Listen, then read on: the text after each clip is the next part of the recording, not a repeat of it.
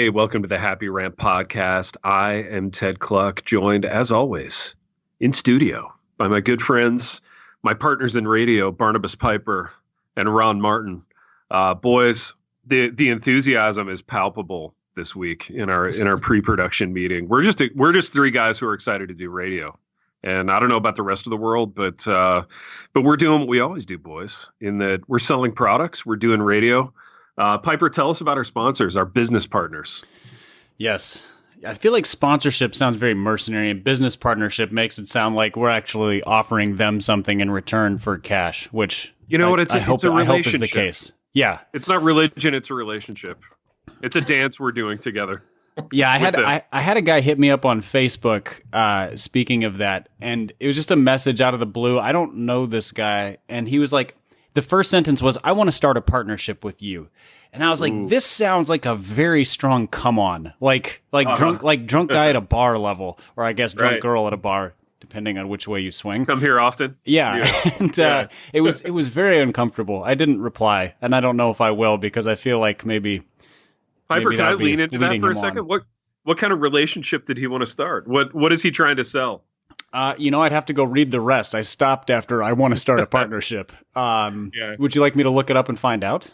Yeah, dude. See if it could be lucrative for us. Maybe it would rain money on the program. In which case, I'm all for it. I'm going to go ahead and guess that's not the case. But but looking now, I bet. Let's say what we think it is. I bet he has a super crappy book to promote. There's a strong possibility for that. Also, Facebook isn't working right now and won't load, so that's fun. Also, in spite of the fact that we've never, ever in the history of our program had a guest, I bet he wants to be a guest on the I get 6 of those requests a week where publicists especially are like, I have somebody who your audience would love to hear from. I'm like, our audience would love to hear from us. That's why they listen. If they would love to hear from somebody else, they would have listened to a different podcast. Well said. Well said. Let's see. Dun, dun, dun. New partnership with you, using education and experience to reach the next generation with the gospel. This sounds like a setup for a book. A book, yep. He's joining an organization who I've actually done some speaking for. It's a kind of an apologetics group. And then he just asked me to check out a landing page and offer support. So I don't know if that's money support or what, but it's a partnership that involves me doing things, and I'm not sure what I'm getting out of it. So yeah, that's a hard no then. Yeah, I feel like we should offer something better to our partners, in which case I should probably talk about them. Our first partner / sponsor is the Gospel Project. Gospel Project is church Bible study curriculum for all ages, kids, students, adults. Their offer for you, Happy Rant listeners, is a free ebook as well as, 4 free sessions of their Bible study. So if you go to gospelproject.com/happyrant, you can download all of that for free there. There's no give them your credit card and pay later for anything. It's just free. And so you can check it out, see how it might work for you and your church, or just benefit from using it. They have short-term stuff, long-term stuff, so you can use it in a small group setting, an ongoing, more Sunday school setting. Their kids' material is great. It's what we use at Emmanuel, Nashville, where I am. It's also what Ronnie's church uses. They're in Ohio. So, check that out. Go to gospelproject.com/happyrant. Get your free sessions, your free ebook, and then also just explore the site and see what they offer for the church as a whole. Our second partner / sponsor is Dwell Bible app. So it's an audio Bible app. They have been with us for several months now. You're probably quite familiar with them. If you go to dwellapp.io/happyrant, they have a special offer of a 33% discount for listeners. But it's just a full-service audio Bible app with multiple readers, multiple plans. You can kind of curate the Bible reading experience to what suits you, to your study needs, memorization needs, listening needs. So it's kind of a full service Bible app. So go to dwellapp.io/happyrant, get your discount. It's less than $2 a month, so very affordable. And now that we have all of this additional time to use for all sorts of things we've never done before, listening to the Bible might be a good idea. Dwell's been a good partner to us, Pipe. I feel like we're like common law married to Dwell now. We're not even we've surpassed partner, you know? Yeah. Where's the threshold for common law married? I don't know, man. I feel like it's a few years, so maybe we're not quite there with dwell yet, but we need to keep. I want to know keep when partnering with I them. want to know how this works in terms of A, polygamy, and B, tax benefits. Yeah, that's true. The dwell guys are going to want to like hop onto our insurance and stuff at some point, so it could get complicated. Yeah, they're small business guys, which means their insurance options are probably not great, and they could probably benefit from something like, whatever the amazing benefits that the Christian higher education world offers you. Dude, they are unbelievable. They really are. I mean, don't even get me started on how good the benefits are in Christian higher ed pipe. Okay, I won't. Yeah, exactly. We don't that would be great radio, but we don't want to go there. What's another benefit of hosting this program, boys, is our unique partnership with Redbud Coffee. They are hipsters. They roast coffee. They're somewhere in Illinois. The packaging is great. The coffee is great. We think you should drink Redbud Coffee like us. Visit redbudcoffee.com. Use the promo code Happy Rant at checkout, and you will begin enjoying the most enjoyable coffee you've ever had. Boys, speaking of enjoyment, our lives, by and large now, are lived on Zoom. I feel like we were only a few weeks, like a month into the whole Zoom taking over the world thing, but already certain Zoom personas have gotten tiresome and certain Zoom trends have come and gone, like the show we tried to start on Zoom. What are our favorite and least favorite Zoom meeting personas?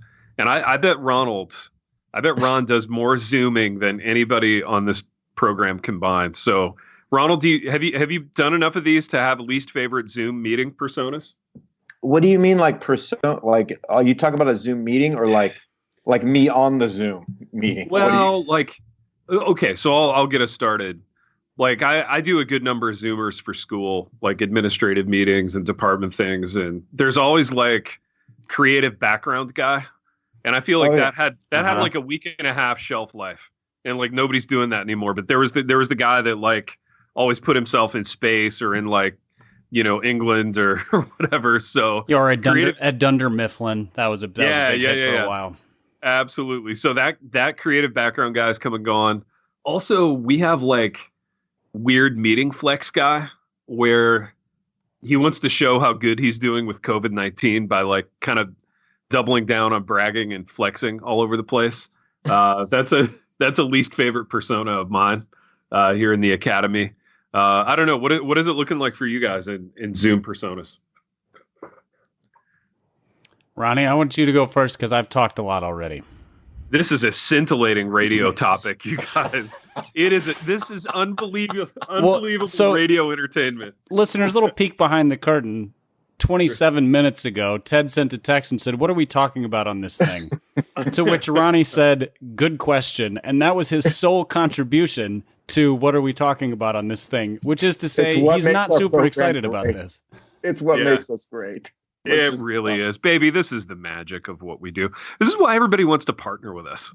Everybody wants to be in a partnership with this program. This is stuff that makes me wonder why publicists send us guests that would be just perfect for our audience. It's maybe because they listen to it and they're like, literally anything works on this show. Like literally, they have nothing to talk about. Piper, you know what we need to do?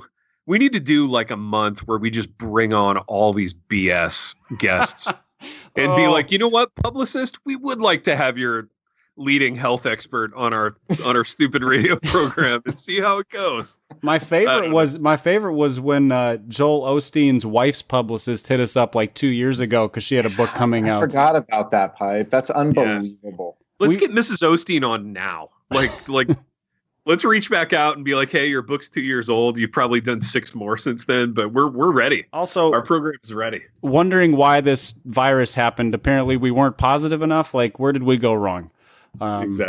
Exactly. Yeah. I want to know how Joel is like crushing this virus. How do you think Joel would be on a Zoom? That's what I was going to ask. What's his Zoom persona? Dude.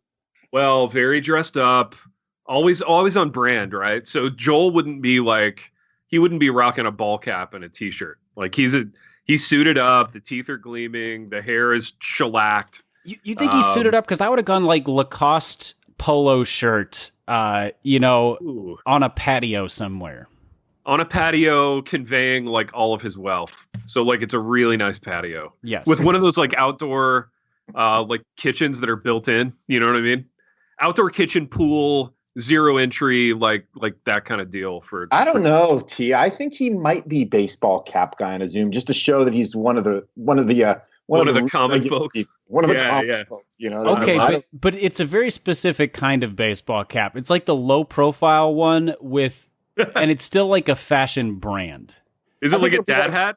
It'll be like Patagonia. Or well, that's a little rugged for him. I would think more like a sailing brand. Okay, interesting.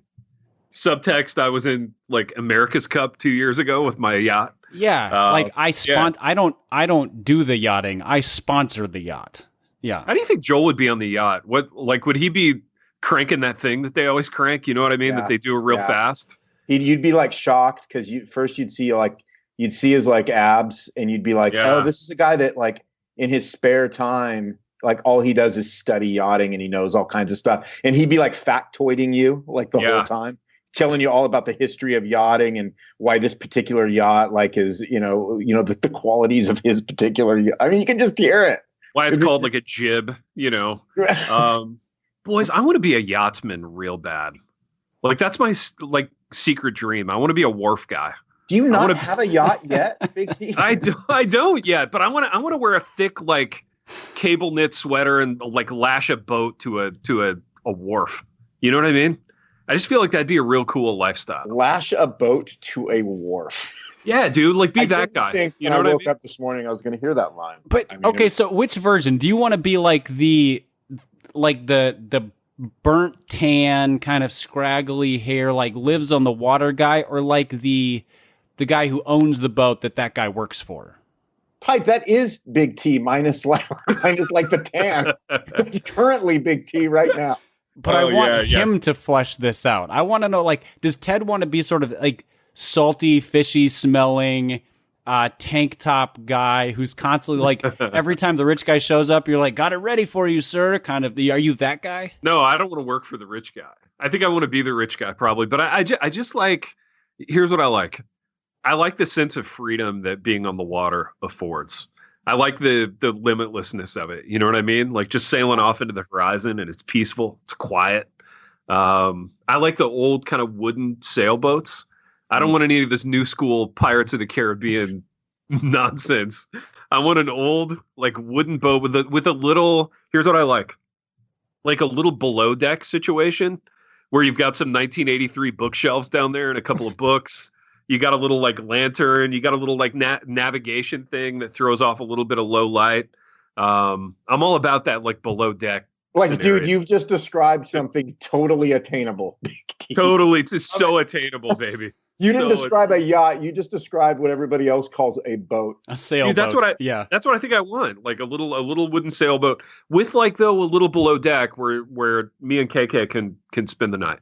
You know what I mean? Like enough room for 2 people. Little galley kitchen, maybe. Big T, like buy that thing tomorrow, man. Like I don't know. Dude, I could, but they're like a money pit. You know what I mean? So there's like the sticker price of those things. But then boats are not Dave Ramsey approved. No, they're not, dude. Yeah, well, you're throwing money at them. The 2 best days of my life are the day I bought my boat and the day I sold it. Right? Exactly, dude. Exactly. I don't know, though, man. There's some romance there for me. Have you never wanted to be a wharf guy, Ronald? Well, I mean, here's the deal. Like growing up, my dad owned a couple of boats, boys. Whoa, wow.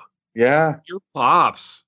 I mean, nothing. They were just primarily for like going to what was called the river and like going like, like doing like water skiing and like fun stuff, right? Okay, yeah. But dude, you had like a Chris Craft, like a speedboat kind of thing? Yeah, I mean, it was like something. Yeah, it wasn't a speedboat. It was like it was like a couple notches, like. It was more of like a family boat that could go fast enough to get somebody up. Gotcha. Yeah. But yeah, man. I mean, it was that kind of a thing because Pops was a Navy man, so he had to have his boat. Dude, that's right. He was a Navy man. Did he make you like salute him before boarding and call him like aye, captain and all that stuff? No, man. I mean, it wasn't Sound of Music. I mean, he wasn't. Okay. He didn't have the whistle. Like, blow the whistle and line us Captain up. Fun Trap. Yeah, that guy was the casual money. man you'd ever meet in your life. But but no, we had the boat. We had a little bit of the boating experience. But again, the guy would buy a boat and then 2 years later sold it. I mean, it was like Dude, so I've actually looked at these like boat sales websites. And you can get a cheap boat, Big T. You can totally get a cheap boat. I mean, a few thousand. Here's what I'm looking for, Ronald. And this is where it gets serious. Okay, this is where I've never thought it wasn't. We're not messing around anymore.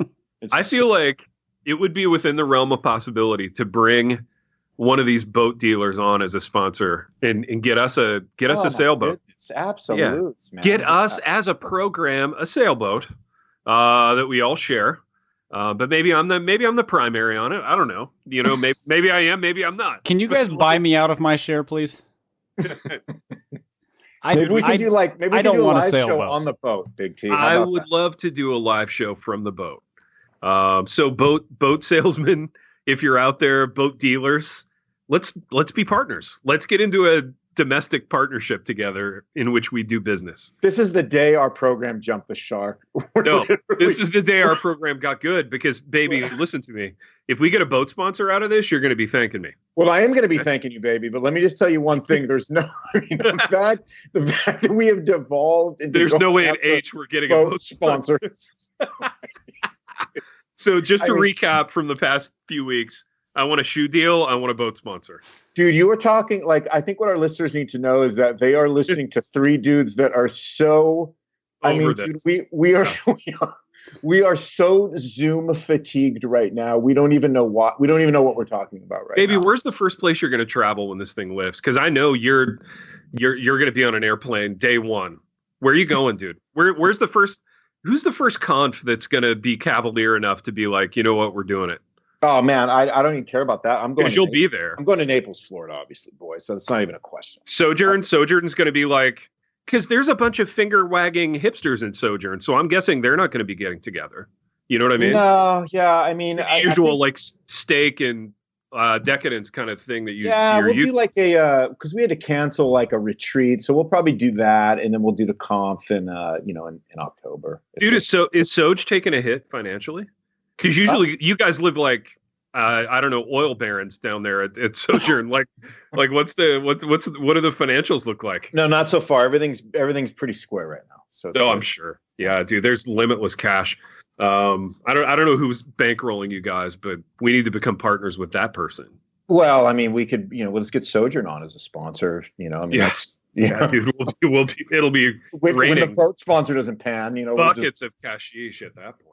You know what's weird, man? Okay, going back to your original question there, Big T. You know the guy. The persona, the Zoom persona. That kind of drives me a little batty. I think is because I've been doing all these different kinds of calls, like you guys, right? Like some of these calls you get on, they're small calls with like small groups, and then you get on these calls with the big groups, and so it's kind of all over the place, right? Like the kind of personalities that you get on these things.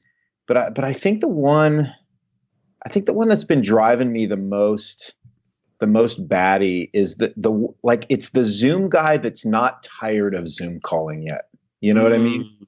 And it's the guy that just like has, because to me, part of like Zoom etiquette is not going on too long. It's keeping things kind of brief. Yeah. And then these dudes that are just like, they just seem like they're still enjoying it. And they just it's like, oh man, this is fantastic. I'm so like, when they say things like, I'm so happy to be here with all of you guys, like they mean it. Right. Wow. Yeah. That's problematic right there. I agree. That's friggin' Enneagram 7s. Yeah, dude, are the 7s still enthusiastic about this? They're dying for anything to be enthusiastic about. So seeing a bunch of faces in small squares on their screen is like, yeah, boy, it's like cocaine.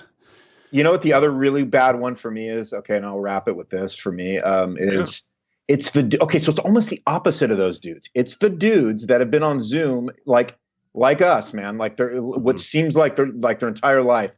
And they get that really like sort of angry face where they're just because maybe they are, You know what I mean? But like they forget that we can all see them, and they have this perpetual like frowny, horrible like.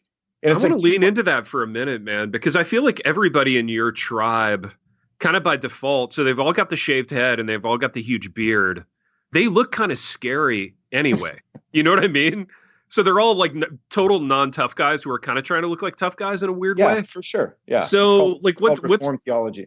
It's called Reformed theology, exactly. So I feel like those guys look angry just by default if they're not smiling. You know? Yeah. No, I can't disagree. Now, baby, I got one more question for you on this. What's your Zoom persona? Well, dude, so what nail it down. Yeah, no, for sure. So whatever, this might be like, this will be a caricature, but whatever. Sure. So what I try, whoever is talking, I try to nod my head so that like there's some acknowledgement that I'm like picking up on what they're saying. Yeah. So I just try to do that. That doesn't make me a hero, but like I'm trying to like kind of engage. Like I hear you, man. Hero. I hear you. I hear you. Hey, you know what? I don't want to say that I'm a hero, but But it's a heroic response, is what I'm trying to say. It really is, dude. It's really brave of you. It's so courageous. It's so brave.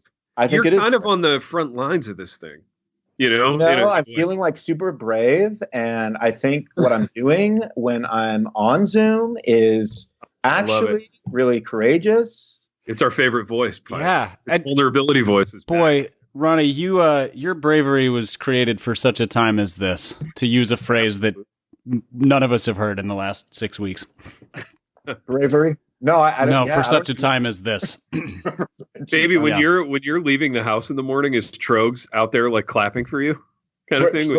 Dude, okay, so this is funny, you guys. Trogs, oh man. So Trogs is a little, how shall we say, pessimistic about life, a little pessimistic. You know what I mean? Like, I don't think he thinks of himself like that, but I've gotten a couple of doozy texts from Trogs where I'm like, dude, do we need to talk? Like, is everything cool? You know what I mean? So lean into that for a minute if you can. I know you can't be specific, but like what's Trogsy's sort of pandemic persona looking like? Trogs is just like, okay, this is how I characterize Trogs, guys. Yeah. He's what I would call the realist. Okay. So he'll just ask me a question, which is more of a statement. And it's usually just keeping it way too real to where I'm like, Trogs, if you're trying to make me feel better, like the opposite thing just happened, kind of. Dude, like what? Give me an example. I want to. Well, it's like, okay, this is going to be not at all what he said, but here's just an example of kind of the way, like he'll say something like, so did you see that news clip this morning that says this is at least going to last like through 2022? Yeah, dude. I'll be like, Trogs, I don't have a comeback for this, Trogs. I mean, yeah. So yeah, okay. Cool. Yeah, I saw it. I'm bummed. Yeah, I don't know. So we'll be live streaming for 2 more years. Like, all right, I don't know. Yeah. So yeah, that's a Trogsism. That's a Trogs. Yeah. It feels Trogsian for sure. Trogsian. There it is. That's what yeah. Piper, any thoughts, like least favorite Zoom guy for you? Well, I mean, there's all the technical difficulty guys. Like they don't mute their mic and their child is screaming in the background, or like they just get up in the middle because the FedEx guy is at the door, but they don't mute their mic or turn their camera off. So you kind of like that whole thing. That's not a persona as much as it is like, oh, hello, okay, boomer kind of situation. I think the guy who ignores agendas is the guy who irritates me, because at this point, none of us want to be on Zoom for 7 seconds longer than we need to be. So if we have a meeting scheduled to talk about a project, and the guy at the end goes, hey, just have one quick question. It's kind of related to this. I'm like, you're lucky we're not in the same room, because I would throttle you. I would just choke the life right out of you right now. Dude, it was like violent now, man. We're just violent on the program now. It was like that kid in college that would like ask the question 1 minute before class was letting out. Oh, dude. And then the prof would bloviate for another 10 minutes. Big T, do you not allow that to happen in your class? Like, well, dude, I never go over. I never ever go over, because I know the the hatred that I feel in my body whenever anybody takes a meeting or a talk or whatever too long. So yeah, but what if a kid does that? If he asks the question like 30 seconds before you end, how do you respond to that? What do you do? Dude, I just tell him to hang back, man, and I let everybody go. I dismiss the room. Okay, and then I'm happy to vamp with people after class for sure. That's why you're everybody's favorite teacher. That's why. Oh, baby. That's why he's good at recruiting. Yeah. I don't know, you guys. Yeah. Yeah. What is all right? I liked this. Wasn't on our show list, but it was fun. So if Osteen is a Yachtsmen Zoom guy, yeah. What is Mark Driscoll? Oh, dude. Ooh. Mark Driscoll is like the guy that this is fictional Drisky business. So here we go. This might be real Drisky, but I'm saying like I'm saying Drisky is the dude with like the massive trailer that has like all of the bikes and the like the ATVs, and he's the guy taking those massive trips out to like Pismo Beach, which is this area where all these guys like camp for like 10 days and just like ride dune buggies and bikes and like just kind of like that whole thing. Like dude, he's bombing around the dunes on a quad, Absolutely. Absolutely. Or on Zoom, Piper on a more like Zoom level. He's the guy who's getting his face too close to the camera. You know what I mean? Like there's no room between like the border of the screen and his face. I just think he's right up there on the camera. Don't you think? I think that's totally accurate. Yeah. Dude, and he's intense. He's on up. Zoom like a buck walks up to a trail cam or something where it's just like, you just see like nose. Dude, that's the funniest thing, but you're right. Yeah, like a buck and a trail cam. And he would take that as a compliment is the funny thing about Drisky, I think. But I don't know. What do you think, Piper? What's Drisky's Zoom persona? Sorry. I know you said Zoom persona, Pipe. Sorry. No, that's all right. I mean, you started talking about bombing around on dunes, and I was like, I guess you could do Zoom meetings out there. I could see him trying. I could see him trying to like live stream a sermon out there too. So yeah, I mean, it fits. I feel like he's the doesn't let anybody else talk guy. Oh, okay. It just there's a certain amount of if he's going to take up 87% of the words spoken on any Zoom meeting, even if he didn't call it. Dude, let's keep going on these. Let's do everybody's Zoom personas for as far as famous pastors. So, just to get like a Mendoza line, Piper, what's your dad's Zoom persona? Like for real? Do you know? No. Well, sort of. We did like a family Zoom call on Easter, so all of my siblings and all of the kids from all over the country. So there was like 30 people on this thing. And he's just sort of quiet and reserved. I feel like if he's in charge of the meeting, he would do great at the presentation part. If it was any sort of give and take aspect, like it's very hard to imagine him on a Zoom meeting that's sort of a let's brainstorm. Yeah. I mean, it's hard to imagine him at a table doing that, but it's really hard to imagine on a Zoom meeting. So what you're saying, Pipe, is that like for the Magnificent Seven, that would baby, is he going to be on? Have we reached out to John for this? That would not be a sweet spot for him. Well, there's another faulty premise there, which is that it requires watching a movie, and that's right. That's iffy. Pipe, can I lean into that for 1 minute? Sure. What's a movie? Has your dad ever liked a movie or championed a movie? And if so, what was it? Oh yeah, he likes lots of movies. He's just not like a movie guy, Gotcha. His problem. So I remember a couple of my brothers and I went to see True Grit with him shortly after it came out. Yeah, was that 5 years ago, 7 years ago? Feels like forever. Yeah. So I don't know, 11 years ago. And so most people walk out of a movie and the immediate response is sort of, "Did you like it? What did you like about it?" Yeah. He starts like dissecting the movie. So we're talking like fascinating. Yeah. In what ways? He exegetes movies. He does not. He does not like appreciate movies or enjoy unless it's a comedy. Like he thought, "What About Bob?" was one of the funniest things he's ever seen. Dude, that's so funny because I love that movie too. Oh, it's so brilliant. It's so funny, and it doesn't.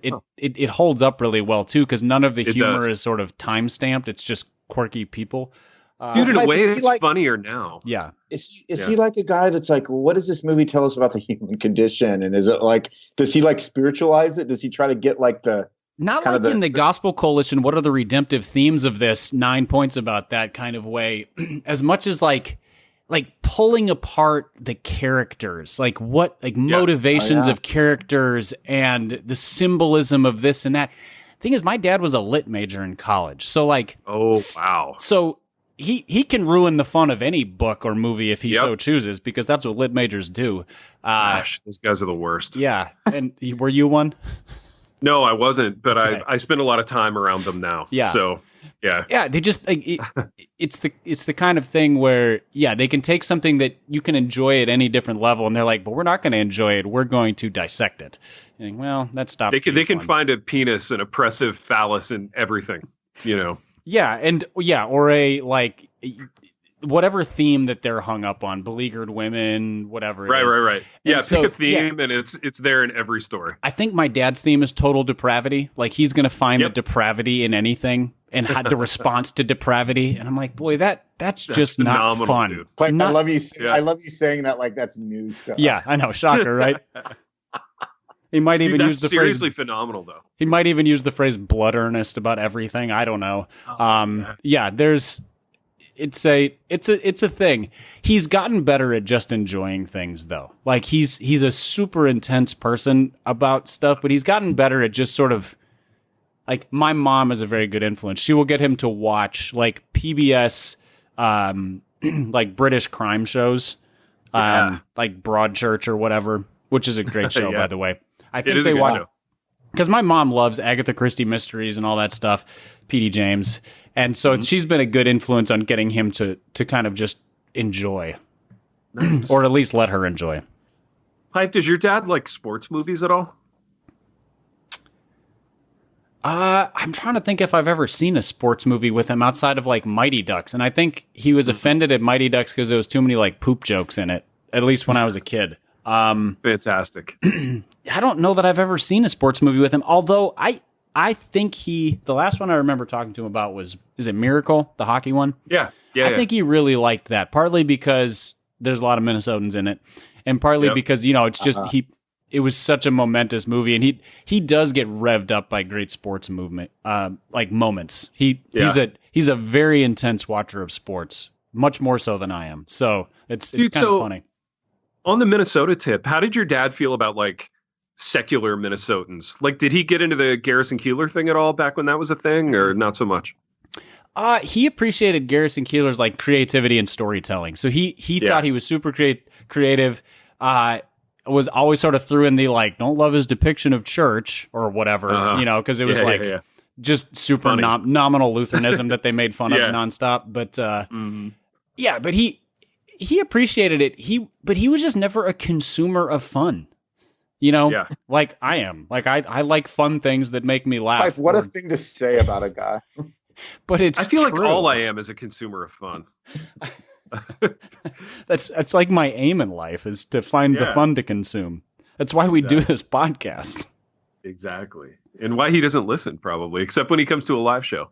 Piper, do you have any sense that your dad listens to programs that we do that aren't live shows that he's bought a ticket to? I think he might sneaky listen sometimes, because I think he has like a guilty pleasure side to him, where he wants to like laugh quietly with his office door closed, where nobody can see him, and be aware that he's listening to us poke fun at people who he knows personally. Oh, I like that. Yeah, I could see where that would be like some nice traction for him. That would be a little wheelhouse. Now let's go back into famous dudes in our tribe and their Zoom personas. Somebody throw another one out. I'm having trouble thinking. Let's see. I was gonna say Tim Keller, and then I realized he never changes his persona for anything. Like he is about as even as it gets. Yeah, dude. Does Dak go a little more cash? Does he like get out of the 3-piece and maybe just rock like a cardigan, or I don't know. I've never been to Zoom. Zach strikes me as the dude that gets on and you would expect him to say something, but he probably just has those real kind of buggy eyes and like just kind of sits back and never says a word. That's what I would expect from Dak. Yeah, I could see that, dude. I could totally see that. Dude, you know what surprised me the other night, man, when we taped Magnif, the one that the world will never see. At Jared C was pretty cash, man. He had like a dad hat and a t-shirt. I don't know what I was expecting, but no, Jared C is like he's kind of he's pretty cashed up. Yeah, he would be like, he flaunts his casualness. Like he's kind of like I'm not going to wear like the khakis and like we talked about last week with the blue blazer. Like he's like super anti that. You know what resonated with people about our last ep was that whole fashion discussion, man. I've been getting like a few texts about it. Really? Yeah. People like the khakis and the blue blazer. Just the whole like persona, like why people dress the way they dress. Why do people dress? Yeah. That was good. That was good radio content by us. I feel like I could talk about that forever because I feel like what that did was answer no questions about it that I still have, which is why does somebody feel the need to put that outfit on? Oh, I feel like it answered a ton of questions. You felt like it didn't give you any more clarity as to why people dress the way they dress. No, because there's something intrinsic to like there's something psychological about. How do we know? I mean, let me personalize it. Why do you dress the way you dress? Well, no. See, I like that. No. Easy, pal. Easy. Whoa. No. What I was going to say was though, I think the one thing that made sense to me was your theory, which was we just dress according to who we wish we were that we never attained to. We dress to the fantasy. Yeah, I thought that was brilliant, man. I thought that was really, really insightful. Yeah. Dude, thanks, man. Thanks a lot. But that explains why I dress like the coolest kid in 6th grade. There you go. I love how you're still brave enough, Piper, to say like, no, I would be the coolest kid in 6th grade right now. Dude, but that's like where the cutoff is. Can I ask you guys a bit of a tangential fashion question right now? Word means, absolutely. When was the last time either of you wore a leather jacket? And my reason for asking is I was watching a movie and I can't for the life of me remember what it was, but the guy in it was wearing kind of a sweet leather jacket, and it had to be 20 years since I've had a leather jacket on. But I was like, I don't know, babe. I could see it. I might pull the trigger on a leather jacket. And she's like, you're out of your mind. When was the last time you wore one? Either of you?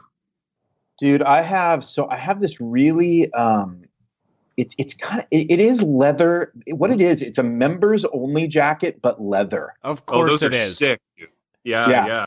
So it's like, of course it is. What does that mean? Of course it is. So, I agree with Pipe, even though I don't know what he means. So no, dude, but I got it. Like my wife got it for me like 10 years ago, like a long time ago, right? Yeah. And because I was like leather jackets, like it. I just feel like leather jackets now just make everybody look like Tom Cruise did 10 years ago, which is not a look I would ever want to like recreate. And so Tom Cruise 20 years ago. Yeah. Like that whole look, which I just despise, right? So so I was thinking like, but I do like leather jackets, and I'm not talking about the biker ones that we wore back in the 80s that like, all the hipster goth kids were wearing and all that stuff. But I was thinking like, is there one that I could find that's acceptable right now? And then I found this leather members only jacket. I'm like, dude, that's the one. And so my wife got it for me and I've worn it twice. I wore it when she got it for me. And I wore that thing like 3 months ago again. And that was it. 3 months ago. What kind of feedback did you get on it? Did you get some comments? I did. Yeah. It was like, dude, where'd you get that? How'd you find that? I'm like, I've had it a decade, that whole thing. Yeah. That whole thing. But I still, so here's the thing. I just still felt like kind of a jerk in it. Yeah. You know what I mean? I think leather jackets make you like 15% more of a jerk. Yeah, minimum. I don't know. Yeah, minimum. I mean, maybe 20. I don't know. It's a kind of leather jacket that I think you can wear and get away with. That one's the closest one for me personally that I found. But like, they make you feel like you're trying like real hard. Dude, you know what? That has a leather jacket. Al Mohler. I bet he's got one, and he doesn't wear it out very often. And his wife's like, honey, I like you in that leather jacket. But it's like one of those long ones that goes down to your knees. Yeah. Like a Matrix one? Yeah. And I bet Al puts it on just when he likes to feel a little dangerous. I bet Al puts it on when he's just like, man, I'm going for my Keanu look tonight, man. Yeah, going for my Keanu kind of 2002 Matrix. See, but the middle-aged dumpy white dude, no offense, Al, leather jacket look is very different than the like Tom Cruise 1993 look. Totally. 100. There's a whole bunch, like, again, people are dressing like the thing they aspire to but never achieved. Those are the guys who were not cool in 1993 but still wish they were cool in 1993. So you see like a bunch of 50 and 60-year-old guys wear leather jackets, and you're like, either you flew planes in Vietnam or you were not cool in 1993. And dude, and so I mean, just to be clear too, like, so for anyone under 25 and and is like semi hipster, like all like leather jackets are like super like cool again. You know what I mean? Like all kinds of weirdo leather jacket. Like my daughter has like 28 different like leather and faux leather jacket. You know what I mean? That's all. Yeah. But when you're like 71 years old, like I am, like it just. It just starts looking a little like, oh, dude, like, are you okay, Ronnie? Or like, is everything okay? Or is that a little midlife crisis-y? Is that a chain under that white shirt? It's like, I start getting afraid about those things. Dude, by the way, Pipe, I've got a question about chains.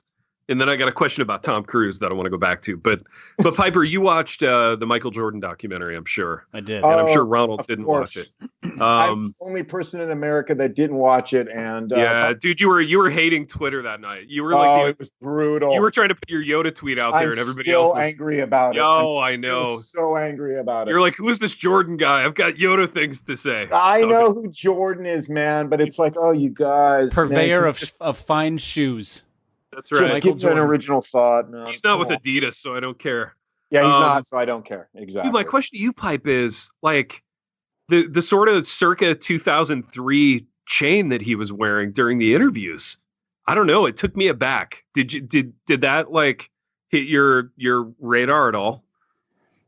No, because it just like he has looked exactly the same since he stopped playing in the NBA. Now he looked a little more like bloodshot in the eyes for the interview part, but dude, that glass of scotch was kind of going up and down depending on like where they were in the interview too, which was kind of how many refills was that is the question. Oh my goodness, yeah. Yeah, it didn't, because he has worn the same sort of like dress t-shirt, the sort of like mock collar t-shirt, slacks, chain.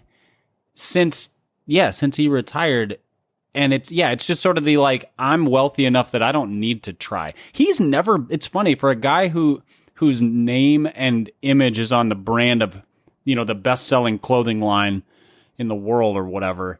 He's never been a fashion guy. Like, he's always looked goofy. It's clothing. Yeah, you're right. Dude, down there's a Yachtsmen though.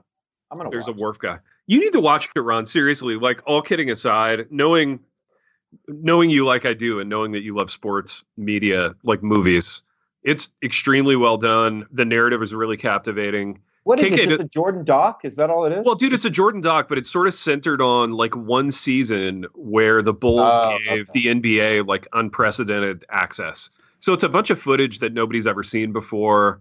Okay. And it's really good storytelling. Like, KK doesn't give a crap about NBA basketball. And like, she was riveted. She watched both episodes back to back with me the night that it dropped. Is it an ongoing thing, or is it just 2 eps an hour? Yeah, it's like a 10 episode deal, man. It's every Sunday night now on ESPN. So free shout out to ESPN. Yeah, they need our help. Those poor struggling ESPNers. Yeah, dude. Let's be partners with them too. While we're at it, let's partner with everybody on the boat. We can partner with ESPN. Let's do that deal on the boat, man, for sure. We can sign the papers, But no, man, my cruise-related question was best Tom Cruise look ever. So as you think back on the pantheon of cruise movies, when was Apex Mountain for him, like looks-wise? Best cruise look. Okay, so I think this is just me. This is all going to be personal. I just think I like Cruise when he's not trying to look like anything, and so I would say the one that struck me. Okay. Yeah. Yeah. Where I just thought, oh, dude, so this is Cruise finally looking super kind of cash. Was Mission Impossible Ghost Protocol. Okay. How do you know the difference between the Mission Impossible movies? Because I think that's a good question. Because my wife loves those movies and I don't. Ethan Hunt Part 11. Yeah, no, they're all the same movie. It's like, it's like superheroes. But dude, I'm saying like, there was something about that movie where he was just wearing like a raggy t-shirt and like, there was like nothing about the way he dressed in it. Was that like the one where he looked old and his face looked like he was finally starting to sag a little bit? Yeah, bulbous probably, face. Yeah, because it was like 6 or 7 years ago. So he was probably like 50, 52 at the time or something. And so, he's starting to get a little bit older. Yes, and he's hanging off the right. That's the one where he's like, "Hey," it was the one in Dubai. Yeah, dude, that one was. And I just thought, all right, like they got him kind of looking like a normal, like everyday guy, like a yachtsman, like an everyday yachtsman, like us. Just a normal yachtsman, like me, a wharf guy. Yeah, wharf guy. Right. I love it, dude. So I don't know why that stuck out to me, but it kind of did. And his hair was like a little bit longer, but it wasn't all done up. Like, you don't have any product in it, all that kind of stuff. So I don't know. Favorite cruise look? Well, there's two. One is the very obvious answer, which is playing volleyball shirtless in jeans. Please don't. Oh, yeah. That was for you. Oh, yeah. Oh my gosh. I'm literally just going to hang up. That was just Ron's life in California. No, a lot of jean that volleyball. Movie is everything that's wrong in this world, man. That's a terrible movie. Oh, it truly is. Oh, everything about it is terrible. Unbelievable. Except for what is his commanding officer's name? The actor. Tom Skerritt is the actor. But what's his name? Tom Skerritt's mustache is not terrible. Oh yeah, dude. So no, my favorite look is the softball playing look in A Few Good Men. Isn't that okay? Yeah. Wow, that's man, that's fair. good. That's dude, fair. Mine is when he was a high school running back in All the Right Moves. I feel like Cruz was a great young guy. Like young guy Cruz, he looked good in anything you put him in. Like a football uniform, a leather jacket. He was a great looking young guy. I feel like his best attempt at looking, he still looked very Cruz, but almost kind of like not just a caricature of himself was, which I guess was a caricature of himself, was I'm thinking Minority Report. Oh yeah. Yeah, he was good in that. Dude, remember the one he did with Jamie Foxx where he had like fake gray hair and he was a bad guy? That was a good movie. Yeah. He didn't look great in it, but he looked like a guy who had like put on a gray wig. Yeah. If he did that movie now, it would look proper. Like that would look like it went together. The other one also from A Few Good Men is when he's in the apartment and they're trying to like put the case together and he's walking around with the baseball bat. Yes. That's kind of a perfect, like, too cool for the responsibility he has look, but also realistic. Like, you're like, yeah, people are fidgety like that. They do the bat thing, and his whole sort of persona in that is pretty great. You know what's weird, Pipe, that you say that? Because that, you could argue that it was like the least acty he's ever been in any movie. I felt like that movie like showed like true like character with Cruise, because in a lot of these other movies, even though I like some of these other Cruise movies like Jerry Maguire and stuff, I mean, it feels very much like Jerry Maguire feels like very much like Cruise lowering himself to play an everyman who's like down on his luck, even though I love it, Oh, dude, I disagree. I think that was one of the greatest Cruise roles of all time.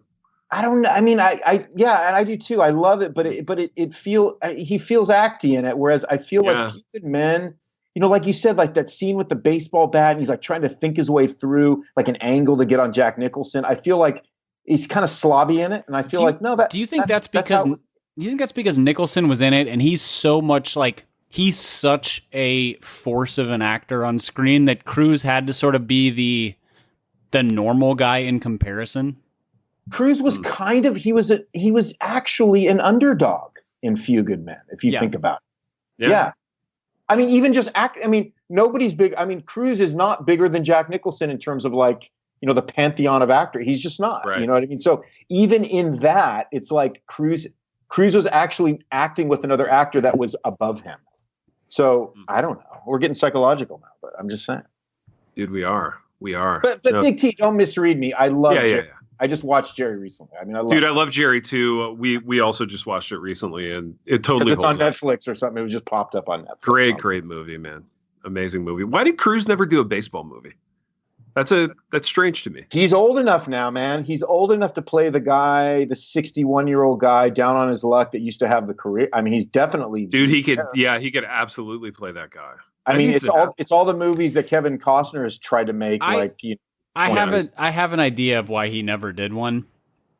Watch his swing in the softball scene in A Few Good Men, and you're like, oh, that's why he never got cast in a baseball movie. Yeah. He swings this thing like he's trying to shoo a fly out of his living room. Like it's not great.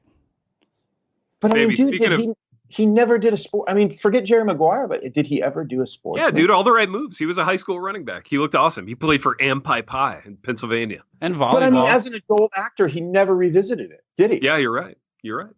Weird. He does athletic things in every movie.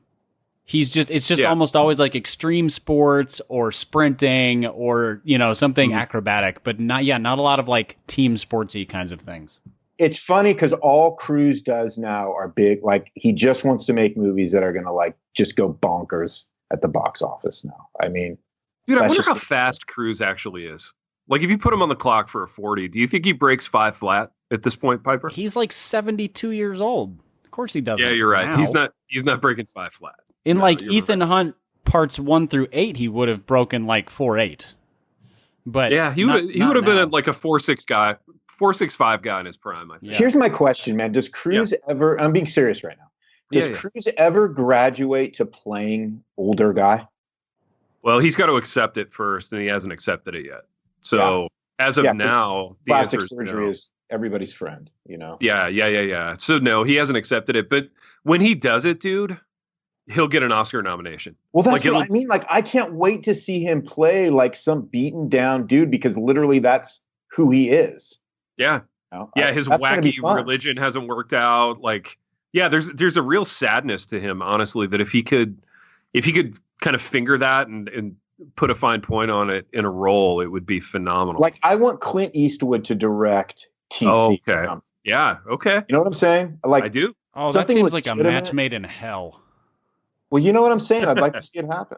I get what you're saying on the grizzled old guy tip. I want Mel Gibson to direct him, because that's so much crazy in one movie. It would be awesome. Yeah, I'm not opposed to that at all, man. Catholicism needs Scientology, man. That'd be amazing. That'd be amazing. Great. Guys, this pod has been so long. Dude, I want to say one Kevin Costner thing real quick. I just watched The Bodyguard again. Oh, have you seen that, Ronald? What, with Tina Turner? Wait, who? No. With Whitney Houston. Whitney, same thing. Yeah, no, yeah, I guess. Didn't they remake that? Talking about? I'm talking about the original. Yeah, no, I saw it, of course. Yeah, it's kind of garbage, but it's kind of great. Isn't that the one where she sings "And I will always love you"? Is that the? Yeah, the soundtrack is incredible. The soundtrack is incredible. Dude, you're laughing. Where are you at on Whitney? Are you a Whitney guy? Is it cool in your circles to like Whitney? Is there such a thing as a Whitney guy? I think I'm a Whitney guy. Oh, dude. Well, then I don't know. I stand corrected. I don't know. I'm not Whitney. In your circles, do you have to be disdainful of like the Bodyguard soundtrack? No, I mean, that's just not even a thing. I don't even know what that soundtrack is. It's just not even a factor. I want you to listen to it. I want you to listen to the whole thing. Piper, have you? Dude, I've never listened to a hip hop record. Why would I listen to the Bodyguard soundtrack? Dude, it's just Whitney Houston singing. It's not even hip hop. It's akin. Oh, this guy, this you freaking are the guy. Whitest, like, of all of the white guys on this podcast, you are the most Caucasian. Wow, that is a phenomenal statement for you to make. It really is. You just said Whitney Houston music is akin to a hip hop album. I mean, a Minnesota bred and born dude telling me that I'm the whitest. Telling the dude with partial Portuguese heritage that he is the whitest. Yes. Yeah, that's all. I actually respect that, dude. That is really funny. That's the best thing anybody said to me in a long. In fact, we got to get somebody to make a T-shirt, a rant T-shirt with that on the back, because that is awesome, man. I love Piper, it. listen to me. I just had an idea. Instead of doing the Magnificent Seven about some thinky, esoteric BS nonsense movie, the Magnificent Seven should be just Ronald listening to like 7 tracks off of the Bodyguard soundtrack and responding. I would watch that. Oh, dude. What like movie should we do for the Mag 7, guys? I don't know, dude. Maybe like What About Bob? I don't know. Like, we mentioned like 14 movies on this episode that are all good and watchable. We should just pick one of those. Like, pick an old movie is what you're saying. A few good men would be amazing. True Grit would be amazing. What about Bob? Jerry Maguire would be amazing. Jerry Maguire. Well, A Few Good Men would be amazing because nobody would have to watch it again because we've all seen it like 206 I have times. never seen Jerry Maguire. Whoa, dude. Let's make Jerry Maguire the Magnif movie. Wow, really? It's a classic, dude. And it's all about like, Pipe, you I don't know. Sports movies, right? I mean, you're not like an anti-sports movies guy, right? Me? Yeah. No, I like sports movies as long as they don't suck. Yeah.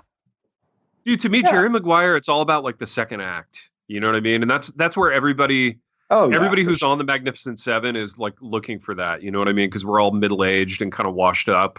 And I think it would be apropos. Will you say that? Will you? Can you identify everybody as that when I intro you for Mag 2? Just they all know it. I'm here with all these middle-aged women and men who are washed up, obviously. Dude, they all know it at a deep level. That's why they're saying yes to this. If they weren't washed up, they wouldn't say yes to this. Except Pipe is barely middle-aged. I mean, you're not even considered middle-aged yet, are you? No, but he's middle-aged in spirit.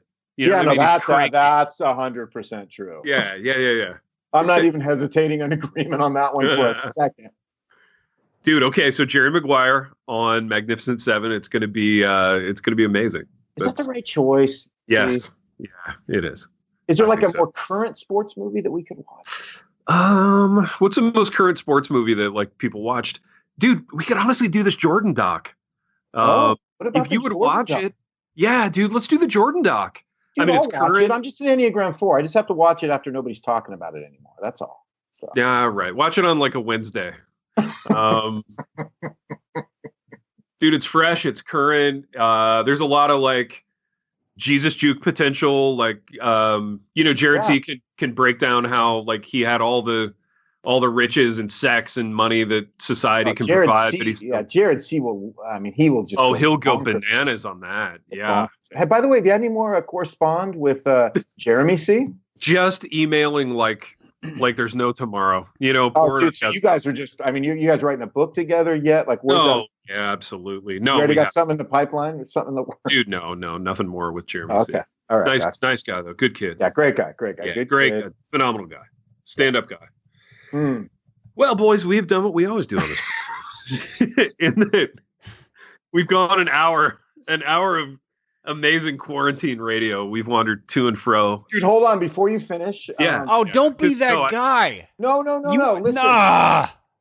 So here's what happens. This is what happens to us, guys. I'm gonna make a preaching analogy with this. So, Pipe, this will be right up your alley. What you grew up with. Great. So when I show up to preach a sermon with like one page and some bullet points, I got to do everything I can to keep that thing like under 50 minutes. Okay. But when I have like a 4-page like manuscript, for some reason, I wrap that thing in like 28 minutes. And everybody's happy. Yeah, so it's just like us. Like we do our little pre-show. We don't have a lot in the tank, and somehow these things end up hitting an hour.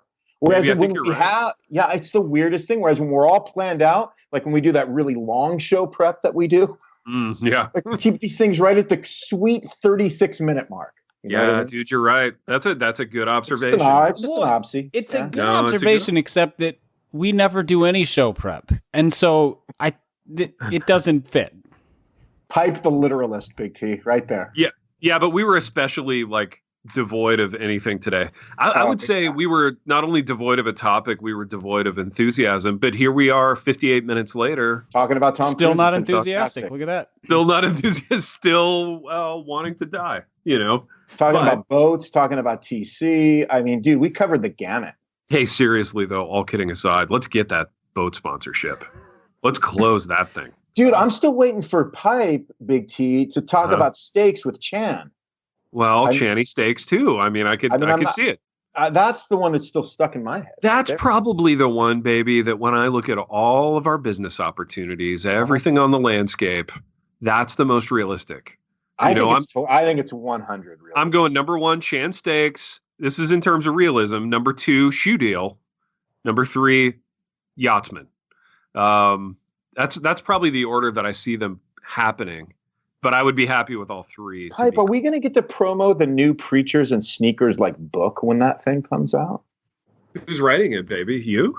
No, not me. It's the Preachers and Sneakers guy or Oh, that's a real thing. You're not making a ha-ha there? I just saw that they got it. The guy talked about Judas H. Priest. Deal. Yeah, he got a book deal. Who's doing it? What kind of nonsense? I think we're promoting it Christian now. Publisher is doing it. Oh, 100% Thomas Nelson. I'm guessing. Thomas Nelson for sure. Yeah, absolutely. Let's look it up.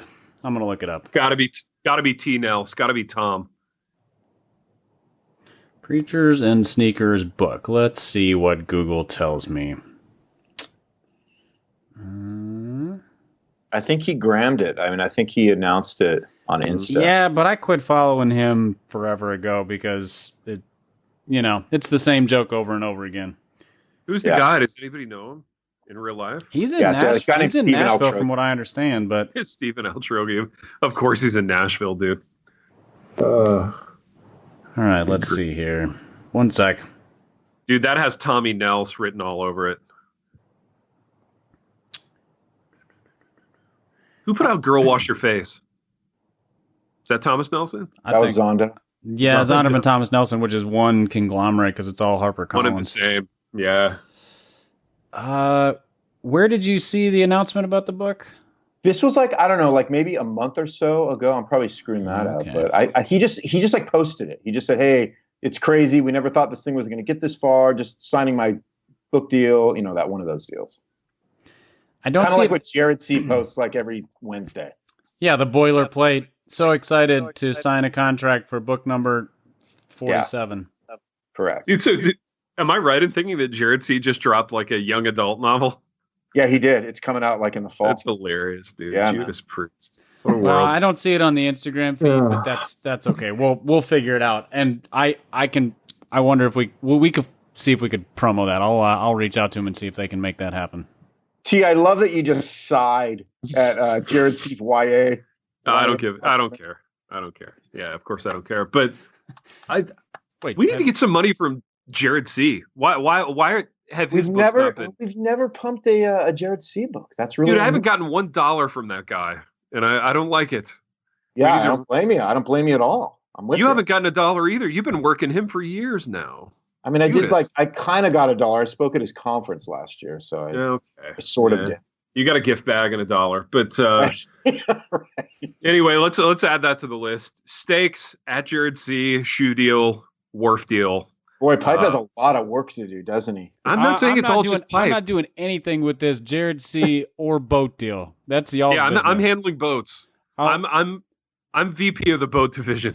Okay, shoe deal. I will help facilitate if it comes to that. Yeah. But I'm going to reside fully in the steaks business and see if we can work that one out. Pipe, I don't even know what I would do if you come on one of these programs and say, "Boys, I have good news. I talked to Chan and it's on." I don't even know. That's going to produce some level of joy. Maybe that's going to happen. I mean, that's definitely. Can you imagine? I mean, Big T. I just want to hear Pipe promoing that steak gig. I just want to hear the sizzle of a Chan steak hitting my grill. I want to hear it sizzling while we promo. Can you imagine one of our live shows having somebody bring a grill and just literally bring a grill? We're going to go to Joel Osteen's patio and do it on his built-in. You kidding me? Yeah. What if we went to? What if we could do one of these live at Matty Chan's farm or whatever his cattle ranch or whatever. Dude, do you think Matty Chan's got an infinity pool in the backyard? It bleeds right into the ocean kind of thing? I bet he does. I mean, Texas had an ocean, yeah. No, he's got a ranch that backs up to the Brazos River. Brazos, that's my favorite one, dude. Do you not follow him on Instagram? Dude, I'm a big fan of the Brazos. What is the Brazos? A river? I thought that was a publishing company. It's a cool river in Texas and a publishing company. Oh, okay. Whose company is it, dude? Who does Brazos? Baker. It's an imprint of Baker. It's like their pastoral ministry one because Baker leans more like academic. Oh, I thought it was their bodice ripping ladies fiction. No, it's kind of the thinky. It's like what James K. Smith publishes his books. Oh, okay, I got you. Nice. Yeah. Nice. Thinky. Well, boys, we've your voice went up. Do that again. The inflection way up. Well, we've done what we always do in this program, boys, and that we've wandered to and fro throughout these topics. And until next time. The Happy Rant is brought to you by Resonate Recordings. If you go to resonaterecordings.com, you can see the full range of services they offer. So if you're considering starting a podcast, they are the ones we recommend going with. Again, go to resonaterecordings.com to see their prices, to connect with them and ask any questions, and to see what they can do to help you launch, edit, master, and improve your podcast. Again, go to resonaterecordings.com to see what they can do to help you launch and improve your podcast.